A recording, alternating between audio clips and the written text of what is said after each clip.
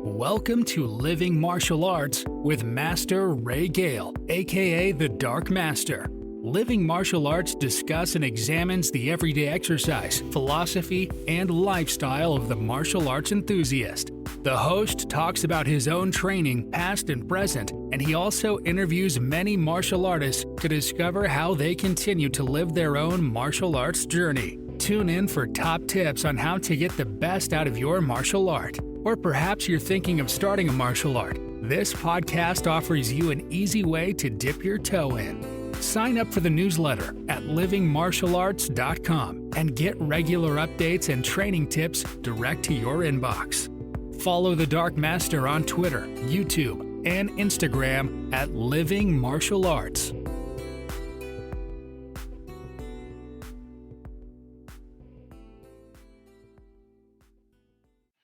Okay, hello to everyone on the Living Martial Arts podcast. It's me, the Dark Master, and we've got two fantastic guests today. And I love going into a supermarket and buying one and get one free. So you get two for the price of one today.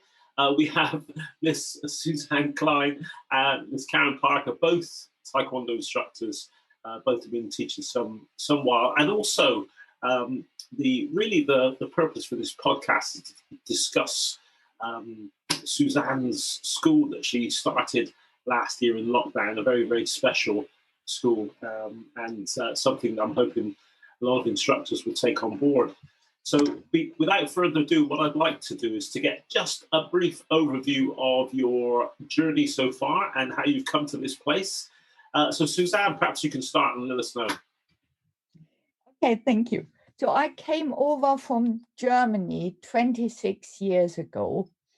And in Germany, I did a lot of fencing. And when I came over here, I didn't like that it was so elitist. So it was mostly taught at public schools, and the standard wasn't high enough for me. I competed internationally. And I looked here at the standard. I thought, no, that's really boring. I don't want to do that. So for a while, I didn't do anything. And then when the children were, I think, 6 and 9, they said, Mom, we want to do martial arts. So I looked around, and at the same time, more or less by accident, the late Mr. McLachlan started a school at my workplace, and it has always been a really small club. So the maximum we had were 5 members. And then after half a year, the children said again, Mom, you are doing it now. We want to do it as well. And so I said to Mr. McLachlan, who can you recommend? And he said, go and join Mrs. Karen Parker's school. She's a nice lady. She is a nurse. She knows how to deal with children. So we joined, and the rest is history. Thank you. Thanks. And Karen, yourself, what about your journey? Mine, unfortunately, was a bit of a dark thing that happened in the past for me starting martial arts. I was on holiday as a 16-year-old. I'll keep it really simple. Got into a very difficult, dangerous situation that could have resulted in a serious criminal offence. But due to somebody noticing what was happened, the incident was brought to a halt. I didn't tell anybody about it for over 10 years, but I came straight home at the age of 16, picked up the Yellow Pages, which was then the size of a breeze block, went through it, found martial arts and self-defense, and I thought I will never get into that position again. I was angry, upset, embarrassed, all of it. And I made a phone call, and tomorrow is actually my Taekwondo birthday, 4th of July, 1994.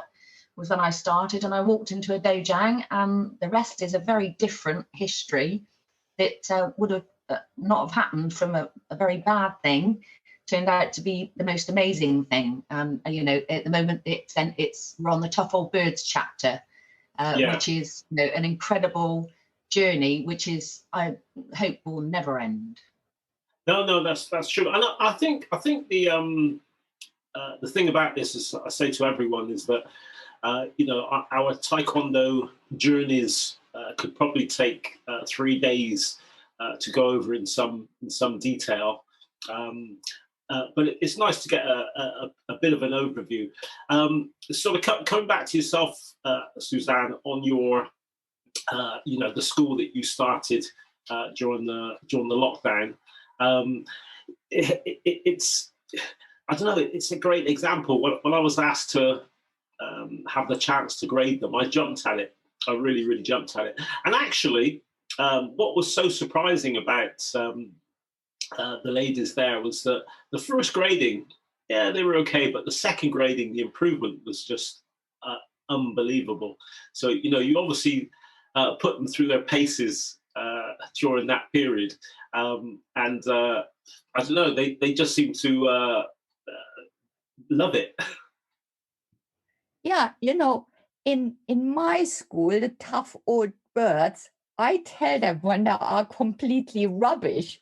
Karen doesn't like it so much when I tell the little darlings at her school that they are rubbish. Sometimes I just put my hands on my face and say to the ladies, this is complete rubbish. Don't ever dare to show me anything like that ever again. Okay. That's because you do it with a smile on your face, Susanne, and it works much better with a smile than a frown. So you're okay.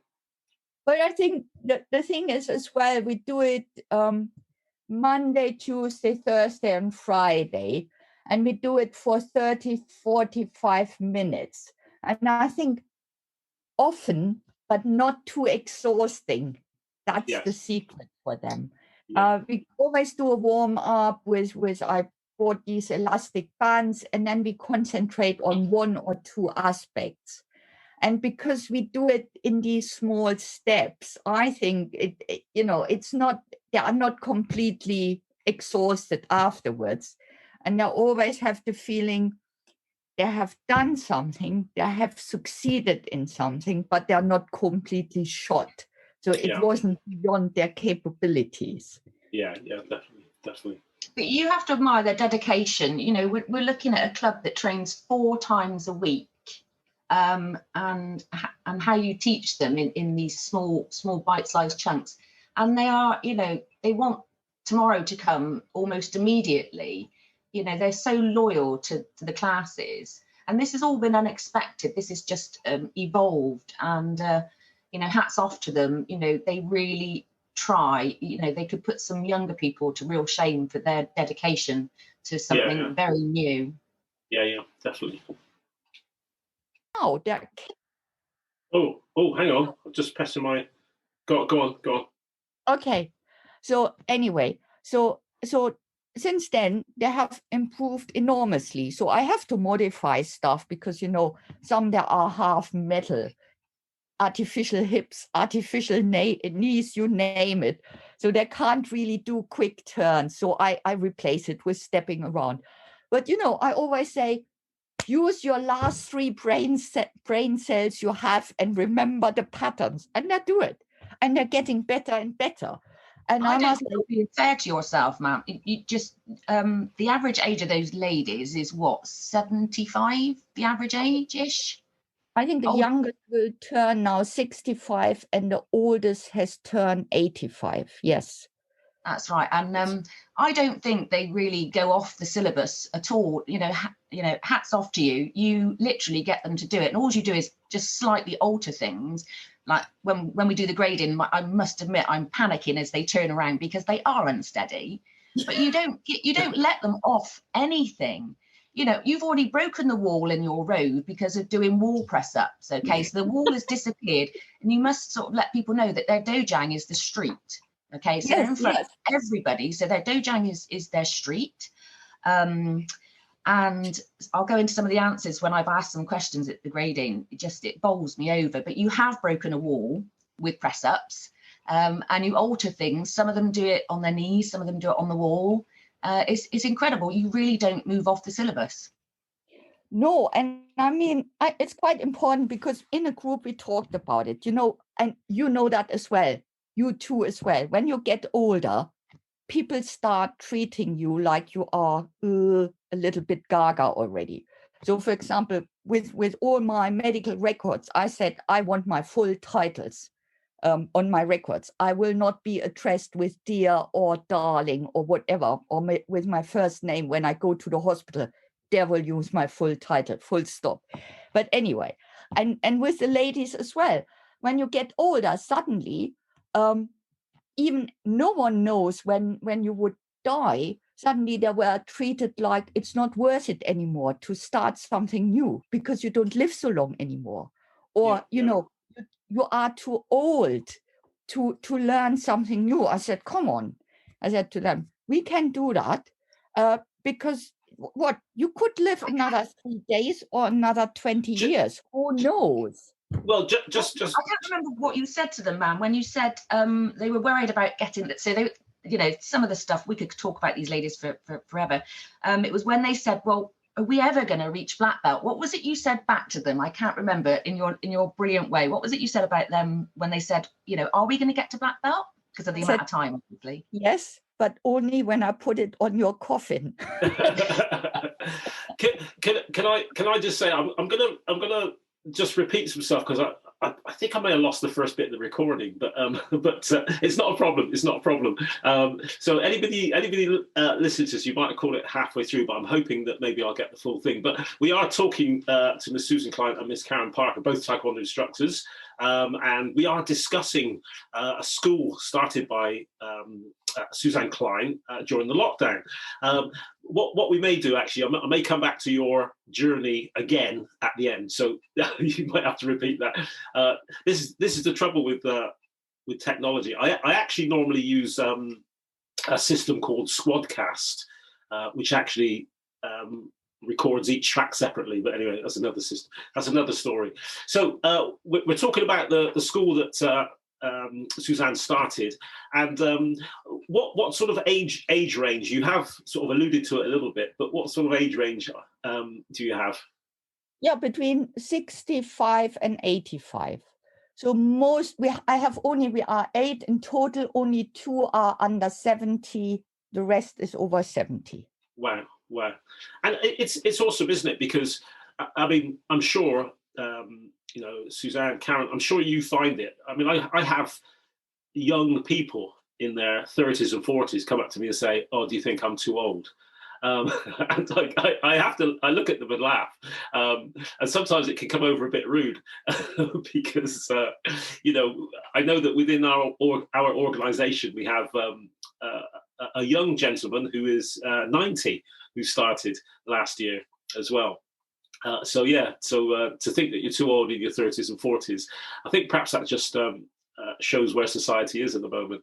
But it's just great that martial arts is something, you know, I do explain to people in great detail that it's something you can start at any age, pretty much. You know, 90 is brilliant. You know, you just have to be brave. Miss Klein's Tough Old Birds, and I love the name of the club. You know, they came up with Tough Old Birds, and they are tough old birds. They weren't at the start, but they're getting tougher and tougher, and just some of their answers to questions, you know, just really make you as an instructor think. And I think that we both, you know, Susanna works with them sort of, you know, 4 or 5 times a week. I see them at gradings, and, you know, their take on life and what it's done for them in martial arts at their age is quite, you know, quite something to listen to. Yeah. And I think especially with Taekwondo, when I compare to how I did fencing before, with Taekwondo, you can compete against yourself. I think gradings are absolutely brilliant in Taekwondo, because you basically, you can notice your improvement. Whereas with fencing, we had to go to tournaments. There was no grading. And I can't tell you, I hate tournaments. They are so boring. It's unbelievable. I lose the will to live. Because what do? You wait and you warm up, and for 5 minutes. Yeah, and then you wait again and warm up, and then you wait again and warm up. Yeah. No, I've been there. I know what it's like. Well, it's funny with the we did, like I said, if I have lost the first bit about this exchange of views, we may have to do that first bit again. But Susanne used to be into archery at a very, very high level as well, competed. Sorry. Yeah. Archery was I'm losing it as well now. Fencing. But what are the similarities then between fencing and martial arts? It's simply, the similarities is that you have to do these drills. In martial arts, it's patterns. In fencing, you do fighting drills. Okay. Because I would say fencing is about 10 times faster than Taekwondo. It's really super fast. Yeah. You cannot think during a fight. You cannot think. Your backbone has to do the move. So you learn all these combinations of defense on attack. And I think you hit someone, I think someone calculated it with a speed of 200 kilometers per hour. And that's almost too fast to see, so you feel it. Yeah. What I like about Taekwondo more is that it's symmetric. So when I did fencing, I had a really strong right arm and a really strong right leg, because that's my preferred side.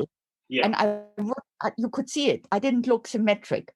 And it's, I was bruised all the time because I hit. At one time, I remember I went to the doctor and he said, "Is your partner abusing you? Do I need to call the police?" I said, no, I'm doing fencing. And so it is, and I must say, it's this discipline that you practice again and again on the smallest detail of a move.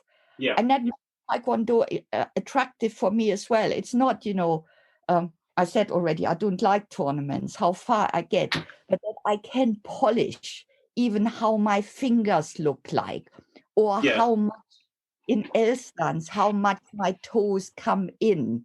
So I can simply say, okay, I want another 3 millimeters. And that's for me the attraction. Perhaps other people think it's dead boring, but for me, it's kind of that you are the master of your body. Yeah, it's interesting what you said there about the. I take the speed on board. The speed of movement.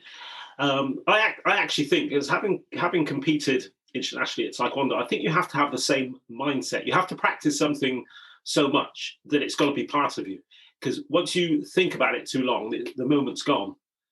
It has to be something that is automatic, and it was something that I did a lot. I used to drill only a few techniques, but in front of a mirror every day, same technique. And so I could, as soon as that opportunity arose, bang, it was there. And I didn't really think about it.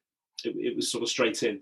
And even sometimes I remember doing things, I think, wow, where did that come from? It was something that just seemed to happen instinctively.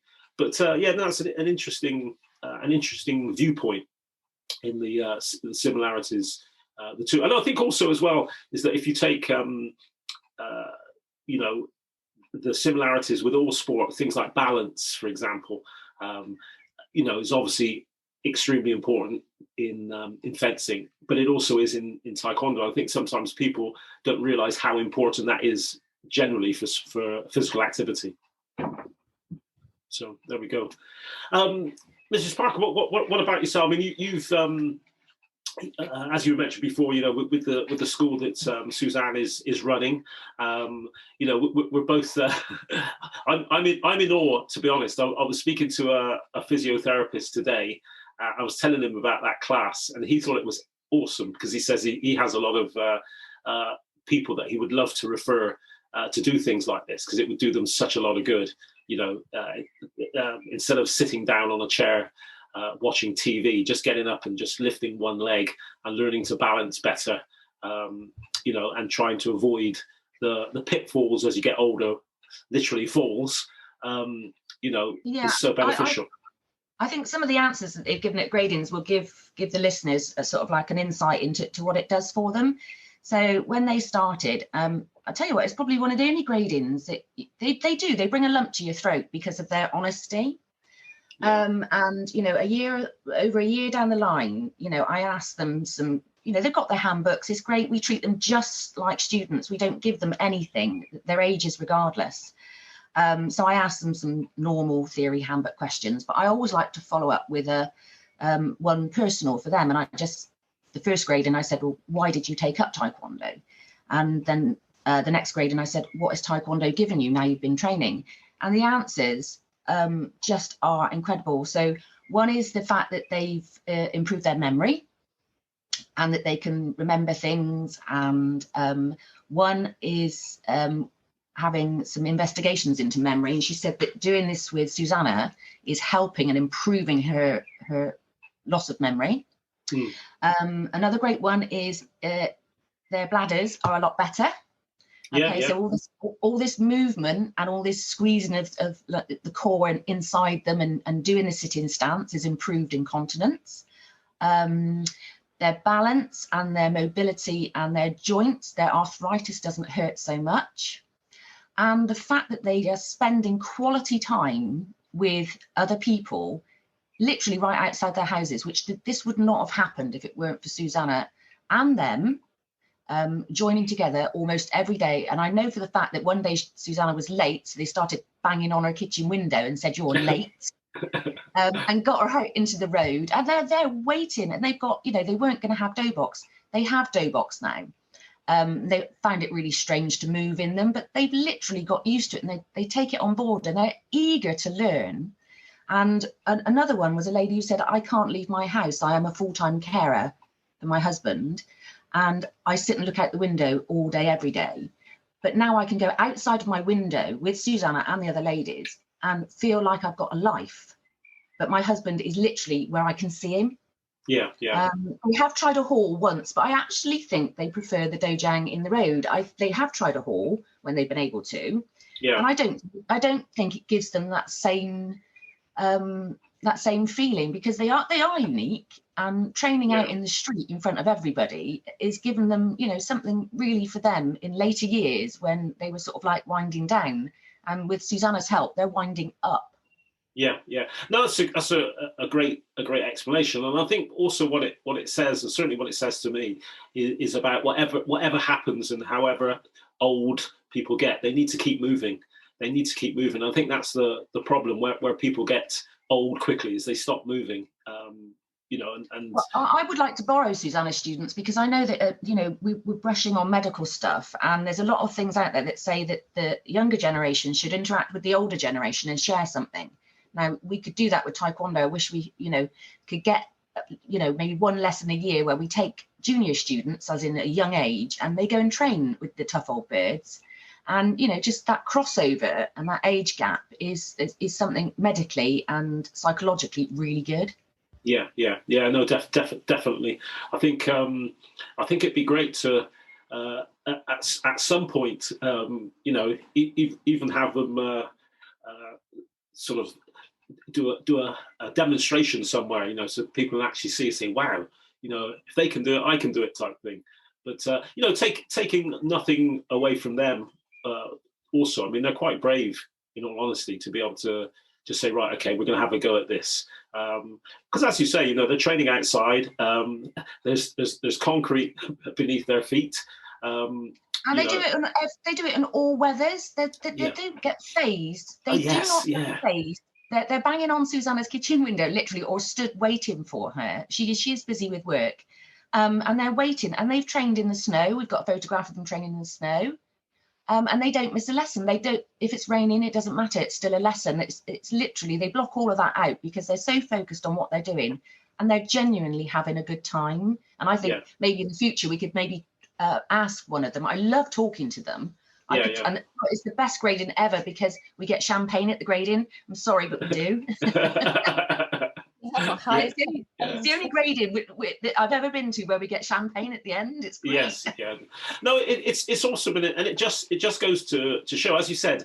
I mean, last year You maybe listened to this a few months after it's been recorded. So last year, 2020, we did a lot of outdoor. I did a lot of outdoor training, and I couldn't believe some of the kids how they were moaning about training outside. And these were like teenagers and so on, just because it was a little damp underfoot. They were complaining, and yet we're getting ladies in their 70s and 80s looking forward to stepping outside and doing a bit of training.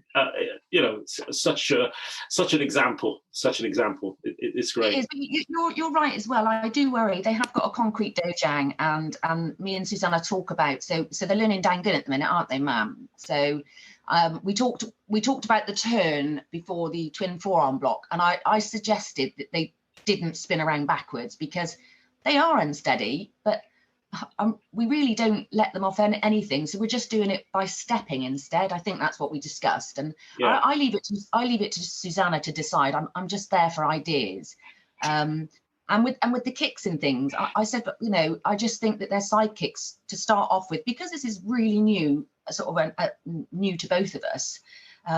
Is maybe doing pressing kick in the place of side kick, so their balance is slightly better. So we're not letting them off anything. Yeah. We're just altering it slightly, just because of their mobility.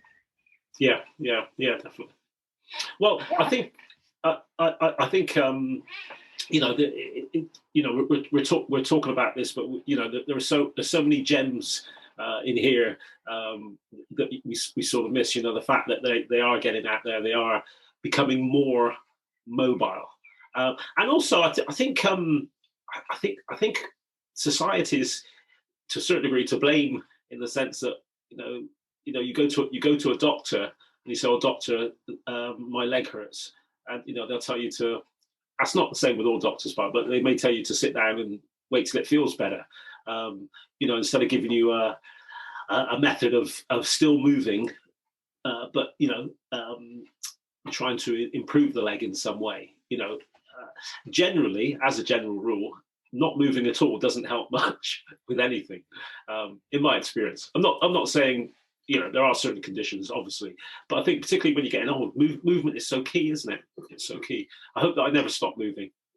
I think one thing that we need to think about, though, is I think if a doctor, or physio had suggested that these ladies take up a sport, anything, they probably wouldn't, because it's unique in the fact that it's happened and they're all in the same position roughly. So I think that really does help the fact, and their passion for it is because they're surrounded by people. They don't need to compare themselves to a 16-year-old or a 20-year-old who they might perceive is fitter than them, but we know that's not true. We know that they're probably fitter in different ways than maybe somebody 50 years younger, and they've certainly got experience on their shoulders. But I think this has happened so well is because there is a group of them, and they probably would not have walked into Yate or Wootton or Dursley or Stroud and joined on their own. So no. But now they are quite proud, because two of them told me they went for a walk and they saw another Taekwondo club training outside, and they were going, "Yeah, we are Stroud, tough old birds." Yeah. You didn't tell me that one. Brilliant. That's good, isn't it? It's fantastic. So where do we see? I mean, obviously, I'm sure that most of them are going to be carrying on. They're going to be doing this. But how do you see this going, Susanne? How do you see it going? I must say, so one thing I really liked, they said to me, before they were only neighbors and now they are friends. Yes. And so, as I said before, we have a high champagne throughput, so we have a lot of celebrations. And the other thing is, we will just do it as long as we can. So one of them has just been diagnosed with motor neuron disease, and we know she won't have long. Yes. But we said we get our act together. We will speed up the training so we can get as many bells in with her as we can do. And everyone in the group said, we stick together. We ride the wave and we will go with you to the end. Yeah, that's fantastic. And we'll see how it goes. But I think that's really good because, she didn't need, of course, she was upset. We were all upset. And she is one of the youngest members of your group. Yes. Yeah. So, and we, but she said she feels brilliant because it's a solidarity. She is not already discarded and not worth it anymore.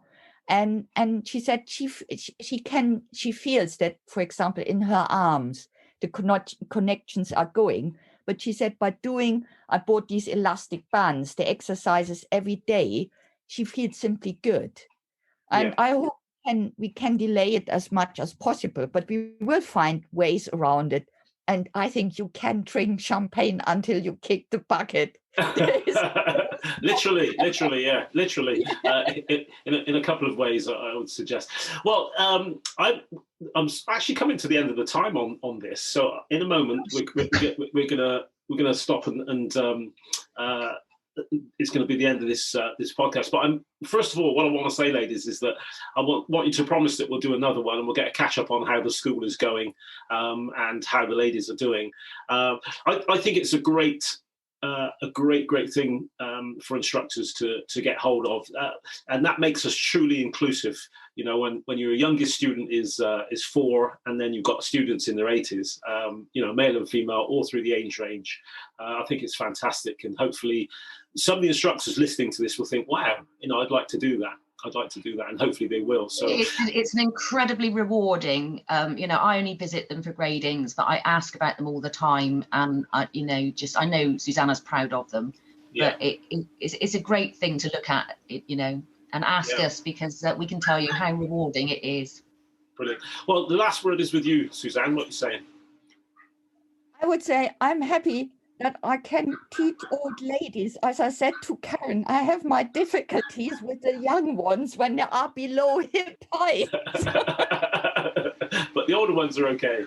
Okay, definitely. Well, on that note, I shall leave it there. Lovely to see you both, and I hope the people are listening to this on the Living Martial Arts podcast. If you want to comment, you know, please leave your comments. It'd be fantastic to hear from you. Thanks very much, and we will hopefully be back with you very soon. Thank you.